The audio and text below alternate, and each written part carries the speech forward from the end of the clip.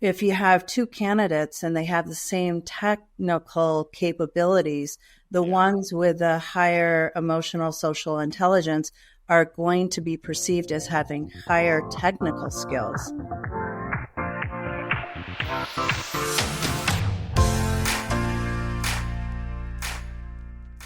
Welcome, everyone, to the TechGuide podcast, where we give actual advice to those wanting to break into tech or are looking for their next gig. We have Jami Cotler, Associate Professor of Computer Science at Siena College, on the podcast today to talk about career readiness, emotional intelligence, and so much more. Thank you so much for being here, Jami. So excited to have you on today. Thank you so much, Ryan. I am really excited to be here. And thank you for curating such valuable resources, career-related resources, through your podcast and on the website. It's a great resource to have, and I plan to have my students use it. Yes, well, we are excited to have you be a resource for everyone that's listening today. So thank you for those kind words, but I want to have the spotlight be on you. If someone's just tuning in for their first time, they're like, who is this Jami person? Can you kind of lay the groundwork a little bit more about who you are and your work at Siena College? Sure, absolutely. So to start with me, I'm a growth-minded person. I love learning, and I love connecting seemingly unconnected things together. So I am someone who's really fortunate that I have the career that I dreamed of when I was young. So I used to line up my friends and give them tests and homework and things like that. So and I love a challenge. I do have two sons who have gone or are currently attending Siena College. So my first son, he graduated in 2020 with ROTC in sociology. He's now a first lieutenant and executive officer in the Army. And my other son, who's currently at Siena, is creative, a visual arts major. And he has learned through his time at Siena how to how to operate a drone, and he's now a licensed pilot. Wow! So lots of opportunities. So my role at Siena, I teach our senior capstone software engineering course. So it's a 2-semester course where we really there's a lot of career readiness integrated into it. And it is a capstone course for some of our tracks. We have 8 tracks at Siena. So it is our capstone for our software engineering, software development, entrepreneur tracks. So what we did was we took out some of the career readiness components in this class, and we created a senior seminar that all of our students take. And this seminar is 100% devoted to career readiness for our computer science majors. So those are the 2 primary classes I teach. I also teach UX design. And this past spring, I had the good fortune of teaching a trauma-informed UX design travel course. So we took a group of students to Poland. Oh, that is really cool. Let's talk about like that experience that you guys did in Poland. Like, what were some of like those highlights of going over to Poland? Like some of those resources that Siena College gave you guys. Oh, they were a tremendous resource. So it was a collaborative course. So we connected with psychology students and my colleague Dimitri Burstein, and we were able to have really an experiential experience for the students. So Siena offered a lot of resources in the travel component, and we were wondering how we were going to kind of connect psychology and computer science for this travel course. And trauma-informed UX design is really a natural way to do that, because UX design is really has a foot in psychology as well as a foot in computer science. And the students benefited. We also partnered with a refugee center there, well-known NAM. So students got to design a website for the refugee center. and really learn more about them and what it means to have a trauma-informed website. And the psychology students were able to offer different perspectives in what does trauma really mean? How do we understand that concept better so that we can design websites and technology for people who have undergone trauma.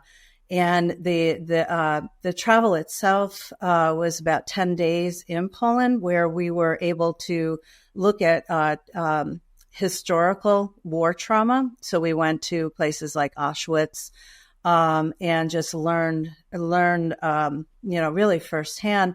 But then we were able to talk to refugees personally to really have that understanding. So you really, at the cornerstone of UX design is really having deep empathy for the people that you're designing for. And this allowed us, I think, all to have that perspective.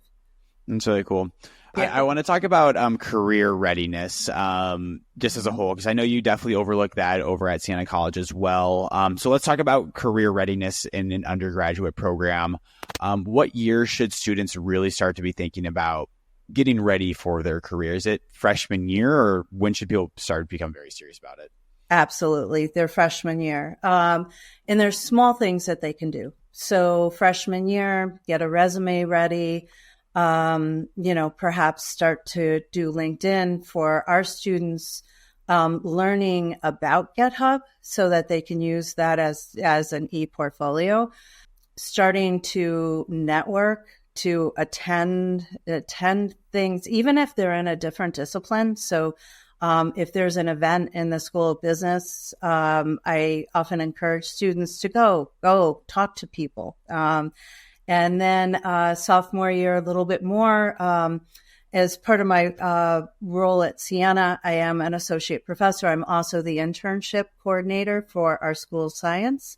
And I'm leading a faculty initiative for career readiness within the curriculum. So, I would really encourage students when they're in their sophomore years to start looking at internships, whether they're paid official for credit internships or an experience that can give them that information of what do they like, what don't they like, small environment, large environment, and it just makes such a big difference. And then, of course, once they get into their junior year, then really looking at having more opportunities to network and to have more internships. And we try to have our alums are fantastic, and so they'll often come in to give talks, to give to donate money. We have a large programming contest on campus.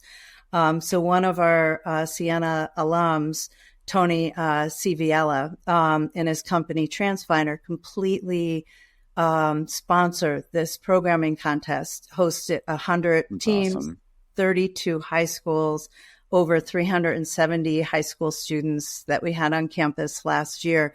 And it's a full department event. So we actually have quite a few alums that come back to volunteer. So I'll encourage our current students who are volunteering to talk to them, talk to the alums that are coming in. So there's a lot of different ways that they can really engage in the tech community. Elevator speeches are important, but informational interviews are critical to really just learn about all of the opportunities that are available in tech. Because often, you might just think of one thing, but we have some alums that are doing some really cool things. So like to. Yeah, interesting. I want to talk about what are some, when you talk about some of those cool things, they're obviously tech is such a huge field, but what are one or two things that really stand out to you that some of your guys' alumni are doing? And I ask that question just because I want to get people to be thinking tech is more than just tech. There's a lot of roles that can be in tech. So is there one or two like instances that come to mind that really stand out to you? In kind of the work I do, UX design, where you can really be in a role of research, you can be in a role of design, UX, user experience, user interface, doing, making the technology look pretty or giving a better experience. I think another area that is often not maybe thought of as much, but there's a tremendous need is in education. So I have some colleagues, I'm just going to do a shout out, Robin Flatland, Jim Matthews, Marianne Egan, Pauline White, and Jesse Moya, who is in education. The rest are in our computer science department. But what they are working on a program called CS for All. And last year in New York, only 5% of high school students actually took a CS class. Wow. So in high schools, they're not really learning about computer science. And then we see that translate into college. Then they don't declare it as a major or know that it's something that's available. And one of the biggest obstacles is really that there are not enough qualified teachers. So in the CS for All program, they first of all, Siena was the first undergraduate CS teacher education program approved by New York State Department of Education to meet this demand of having CS, more CS teachers in the U.S. And in New York. New York has recently implemented some learning standards that schools now need to have the qualified CS teachers. And my group of colleagues work with high school teachers in almost 60 school districts in New York, who are generally certified in different areas other than computer science. So some of them have little to no background. So my colleagues have prepared full curriculum, professional development during summers. I'm really proud to be able to talk about the work that they're doing. And then during the school years to really to be able to teach these courses. So we offer the curriculum. So we have a new high school level Discovering CS course. We have a few of our own courses. And then part of the professional development is that they're really trying to promote diversity. So there's some schools that are high need or rural schools, and they're the ones that are least likely to have computer science. So they're really trying to reach out and find those teachers who are interested in being part of the program. And it's grown a lot. In the last 3 years, the number of partner schools has increased from 23 to 59. And the teacher retention for this program is 95%. So the most veteran teachers have been in the partnership for about 10 years. So they're doing some great work. It's been supported by multiple NSF grants. And they're really proud of what they've been able to do. Yeah, I want to talk about like professional development courses that colleges offer like throughout the year. When someone's at like an undergrad or like they're considering what school to go to, like what types of questions should they be asking their college to see like what the professional development courses are available to them? Okay, that would be career related and how they would.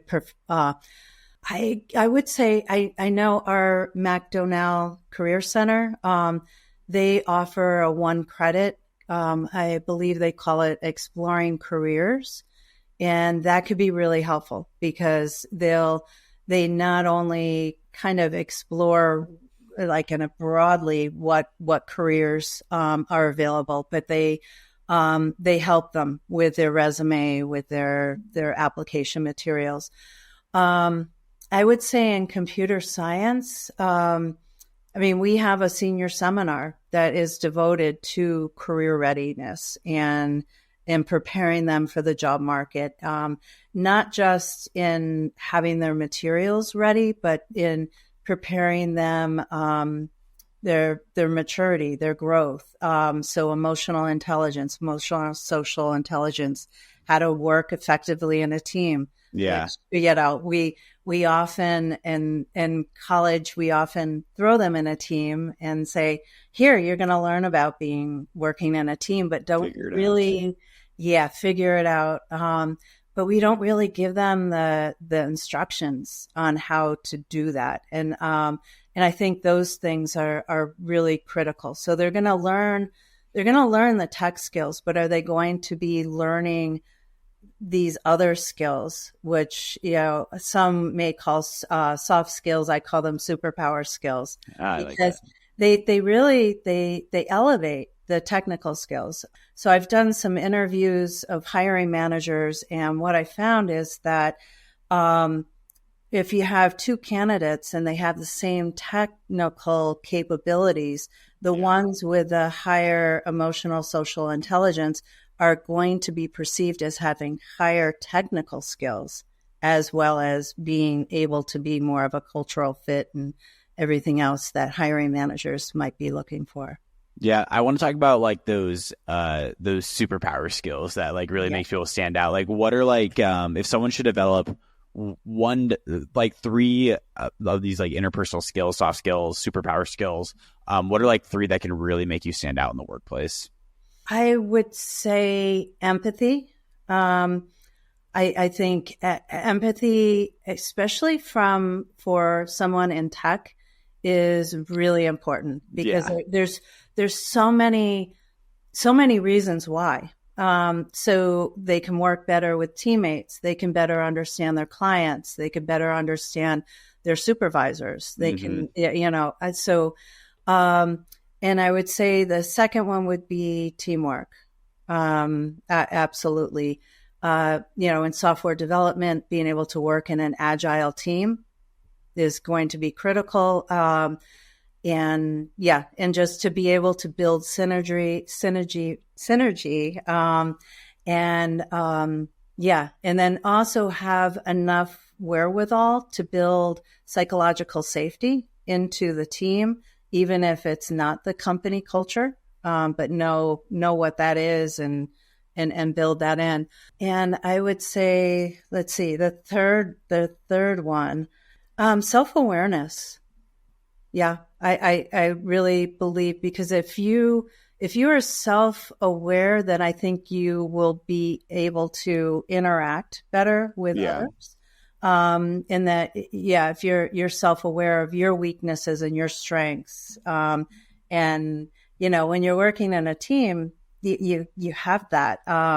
You have your strengths, your weaknesses, and then your partners, and then seeing those as an opportunity to really bring them together rather than apart. Yeah, I think that's I think self-awareness for me, like young in my career, I graduated 3 years ago, whatever it is now. Yeah, 3 years ago. Like self-awareness has definitely been like the hardest one to like learn, to like be mindful of like, oh, this is actually how I work best. This is actually how I don't work well. And like being able to actually understand that is a huge step that I feel like someone needs to take it in their career, especially when they're young. Mm-hmm.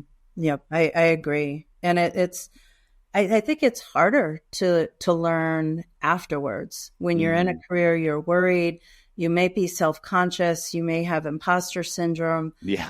Right. And so to be able to learn some of these things, I say that, safe environment, you're in the classroom, you can try these things out. And then if you have someone kind of coaching you along the way, so that when you are on the job market, that then you can, just feel a little bit more confident.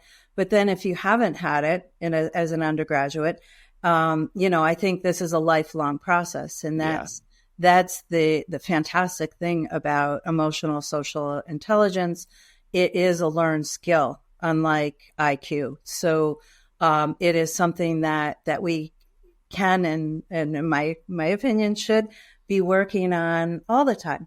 So and that there's lots of ways to do that as well.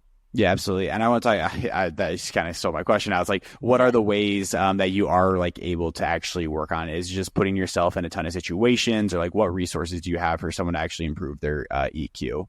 Well, there's a lot of different ways. Definitely looking at yourself, kind of how you react to different situations, and then getting super, super curious about that. Yeah. So I think we might tend to kind of beat ourselves up about things and say, well, why did I do that? Now, but instead kind of flip that to being curious. Like, oh, I wonder why I felt like that. I wonder what I can do differently in the future. What can I learn? So asking ourselves different questions can be really helpful. Yeah. Yeah. I want to talk about like, what are some more like questions you should be asking? Like a way that I've developed like EQ, like being mindful about like my own ways or like how I interact is just by like journaling, honestly. And like journaling my thoughts has been like a really great way to like actually dissect a situation and be able to understand. But like, if someone's like, okay, I want to develop my emotional connections, can you kind of explain again or like talk again about some of those questions that they should be asking themselves? Yeah, I would say, and these could be journal prompts. Yeah. From things like gratitude, if we focus on what we have, like a term that I really love is often we'll say, oh, I have to empty out the garbage. I get to empty out the garbage. I get to, right? So it's this real subtle shift in words, but gratitude can help too. And what can I learn from this? So if we don't do as well as we had hoped, or we have an interaction that is more difficult, then what can I learn from this? Understanding our own emotional state. So there's some great apps for this. For sure. Yale University's Department of Emotional Intelligence has a great app for just recording your emotions that I actually assign to our students, because once you start to build your emotional vocabulary, then you can understand in yourself a little bit more of how you're feeling, rather than saying, oh, I'm mad, sad, happy, just the basic emotions. And then that's when I think empathy can come into play, because if I can better understand how I feel and what my emotion is, then I can look at you, and then I can, affective or cognitive empathy, just kind of look at you. Oh, you look like you're happy, or right?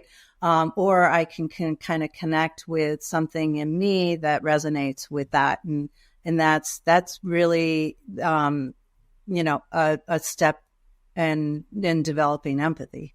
Yeah, absolutely. I feel like being able to like read people's emotions is like a super critical task, especially on your rules. Like, are you able to identify, oh, is this person now closing off? Are they happy? Are they sad? Are they not in their head? Are they shaking their head?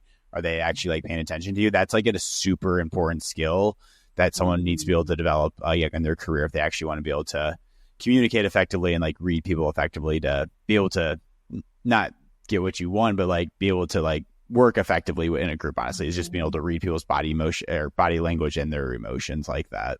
Absolutely. It's critical in a team, because you can imagine, sometimes conflict starts with, oh, I'm not really reading you, and you're upset, or you're dealing with something else, and I hand you something and I want your attention, and I'm not picking up on some of these cues.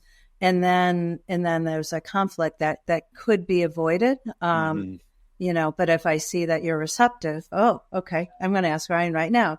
I like it. I love it. That's really good. As we wind down here, Jami, I just want to ask you like one more piece of advice. What advice would you give to someone that wants to stand out in their career, that's young in their career and wants to stand out? What advice would you give to people? Building your portfolio, but meeting people, just really meeting people. And anyone can do this, really. You can go on to LinkedIn. You can You link with people, like for us, our alumni network, as I mentioned, is fantastic. So I encourage students, reach out to an alum, ask them about their journey, their career, how they got to where they were, lessons learned, things like that. And I think that that's really critical because a lot of the job market is hidden. So if you start to make those connections, and I've seen this a lot with our students who are trying to break into different areas in tech. Yeah.